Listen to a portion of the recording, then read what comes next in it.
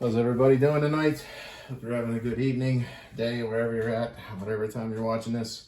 Kind of wanted to make a video. I picked up a probably 90s, early 90s, mid 90s Traxxas Rustler, and just really in great shape overall. I mean, the body itself looks like it was never run. It doesn't really have any damage to it, which is rare. I mean, this thing is 30 years old. And I had one when I was young, and I gave it to some kid when I was going to college because I really didn't have time for it, and he loved it, so I gave it to him. And I don't want to say I regret it because I'm sure he ran the wheels off of it, but I always wanted another one, and they're just way expensive. I mean, for a good one, you could $250, $300. So this one I got relatively cheap, and it was said not to work. So naturally I said, challenge accepted, and I got it, and it's actually earlier than mine. Mine had an electronic speed controller. This one has the old wiper arm. So that what I would consider an analog, but that is very old technology, but it works. So there's no need to replace anything in here. If all this stuff works, which considering that nobody ran it, I mean, the wheels and everything, the body is in great shape. I don't think even the posts, there's no damage to these. You know, nobody flipped it over and crashed it, and but most of these are just destroyed. So people paint them and tear them apart. But so in order to get to the actual steering servo, I just want to make sure my camera's pointing at the right place so you can see. You have to remove all of this shenanigans, and it is down inside of here. These are the steering arms that attach.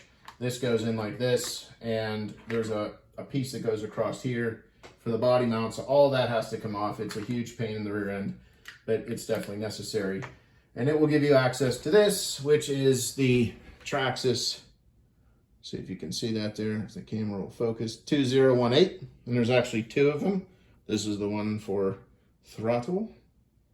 So there it is there, 2018. So one is for throttle, one is for steering. Channel 1 steering, obviously, on the BEC, which is battery eliminator circuit, for those of you who don't know. Channel 1, channel 2, and then your battery. Simple as it gets, steering and throttle. So we don't have any brakes or anything like that. Separate channel for brakes or anything. So what I did was I took one of my other remote control cars, and I have this Magnum Sport here. This is a FM transmitter, 70 megahertz, 75 to be specific. And I know that everything on this vehicle works.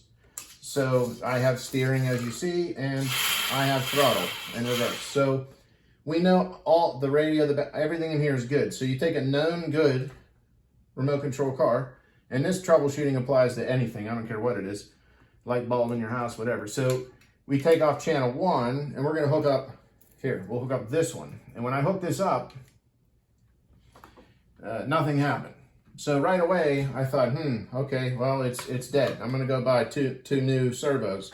And then I thought, what are the chances that both of these are bad at the same time? I mean, it's possible, but usually when one dies, the person stops playing with the remote control car, and the other ones are good. So you'll normally have one bad, one good.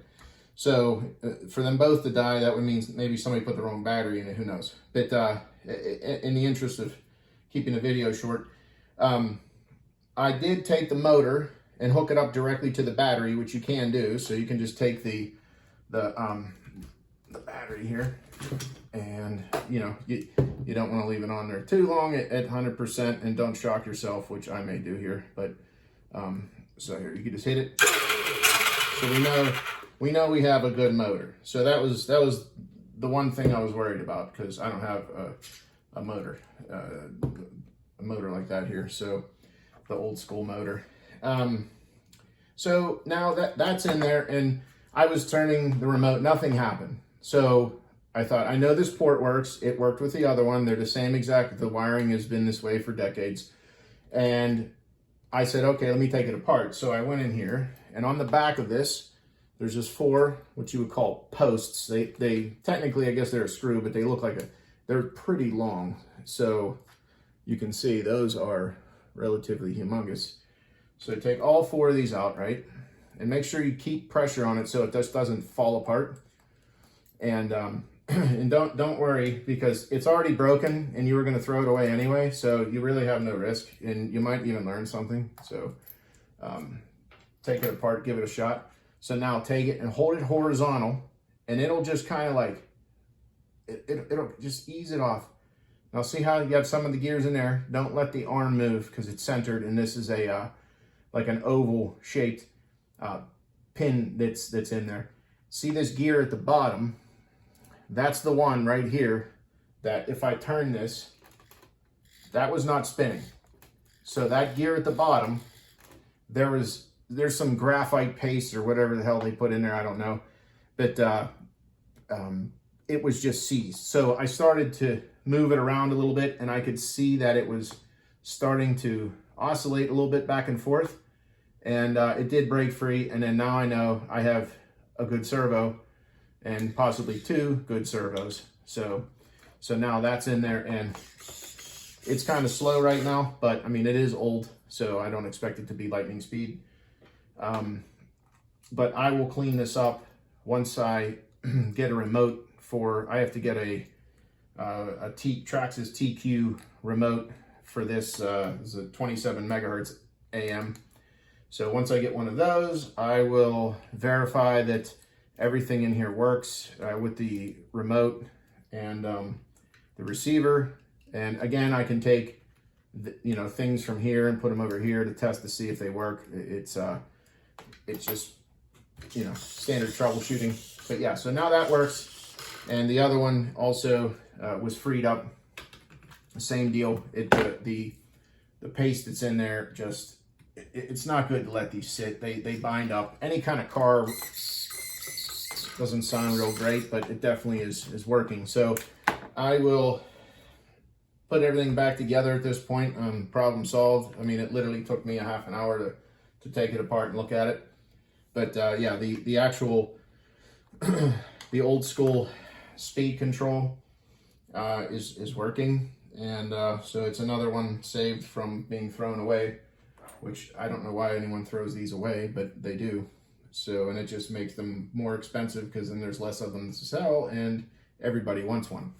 So yeah, so instead of chucking things in the garbage, give it a try, go that one extra step and you'll save yourself some money. And even if these, let's say I can't say these, I have something to test with. These can be, I could buy new ones, newer versions, and I have something to test with. So next time I can just plug them right in and say, oh, okay, these ones, I know they spin. So there's something wrong with the BEC. But other than that, this stadium truck is in great shape. I mean, the springs probably need the oil changed out of them. The motor is pretty much brand new as all the screws slide off. But another thing I wanted to tell you, it's a good idea to do, is to take pictures of everything before you take it apart. And as you're taking it apart, I've learned a hard lesson where I forget where screws go, and then I'm in the manual for 2 days trying to figure out how to put the thing back together. Or certain screws are certain sizes and I forget and I can't remember where they went. But yeah, don't make my mistakes. Take your time, take some pictures. And I mean, this is pretty much done. So I will make another video once I get it ripping down the road, or somewhat ripping down the road. I'll make another video, and that's pretty much it. Take care.